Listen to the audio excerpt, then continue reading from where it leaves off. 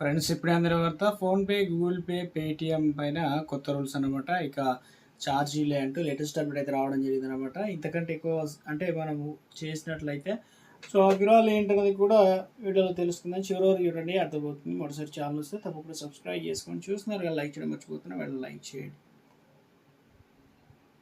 So భారతదేశంలో digital చెల్లింపుల రూపురేఖలను మార్చేసిన UPI లావాదేవీలకు సంబంధించి ఒక కీలకమైన వార్త చెక్కలు కొడుతుంది. అది ఏంటంటే 2,000 కంటే ఎక్కువ మొత్తంలో జరిగే యూపీఐ పేమెంట్స్ ఏదైతే ఉందో ఫోన్పే, గూగుల్ పే, పేటిఎం కావచ్చు, ఇవన్నీ కూడా ఎవరికి వర్తించబోతున్నాయి ఏంటంటే మర్చెంట్ డిస్కౌంట్ రేటు ఎండిఆర్ ఛార్జీలను విధించాలని చెప్పేసి ప్రభుత్వం భావిస్తుందట. సో ఒకవేళ ఈ ప్రతిపాదన లభిస్తే కనుక పెద్ద మొత్తంలో జరిగే లావాదేవీలపై వ్యాపారులకు 0.5% వరకు ఫీజు చెల్లించాల్సి రావచ్చు.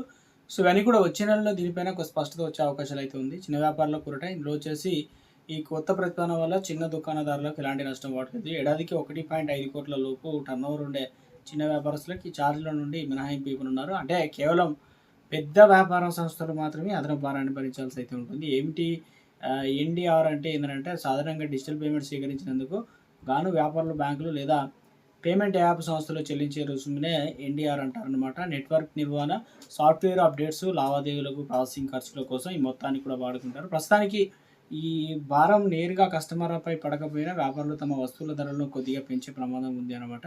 సో ఎందుకంటే వారే ఆ డైరెక్ట్ మనం కొడితే కట్ అయితే కావచ్చు వాళ్ళకే అనుకుంటాం, కానీ వాళ్ళు రేటు పెంచుతారు అంతమంతరం అని చెప్పి. సాధారణ ప్రజలపైన ప్రభావం ఎంత ఉంటుందంటే ప్రభుత్వ గణాంకాల ప్రకారం మెజారిటీ యూపీఐ లావాదేవీలు దీని ప్రభావం ఏమాత్రం ఉండదని అంటున్నారు. ఎందుకంటే దేశంలో జరిగే వ్యాపార లావాదేవీలు 86% పేమెంట్ 500 లోపే ఉంటున్నాయి కాబట్టి మరో 10% 501 నుంచి 2 అంటే దాదాపు 2,000 రూపాయల మధ్య జరుగుతుంది. కేవలం 4% మాత్రమే 2,000 మార్క్ దాటుతుంది అన్నమాట. కాబట్టి కేవలం 4% పెద్ద పేమెంట్ పైన ప్రభావం అయితే ఉండదని చెప్తున్నారు. కారణాలు ఏంటి, అసలు నిర్ణయం తీసుకుంటున్నారు ఏదంటే డిజిటల్ చెల్లింపు ప్రోత్సహించిన 2020లో ప్రభుత్వం ఎన్డీఆర్ ఛార్జీలను రద్దు చేసింది. కానీ యూపీఐ వాడకం విపరీతంగా పెరిగిపోవడంతో బ్యాంకులు, పేమెంట్ కంపెనీలు నిర్వహణ భారం భారీగా పెరుగుతుంది.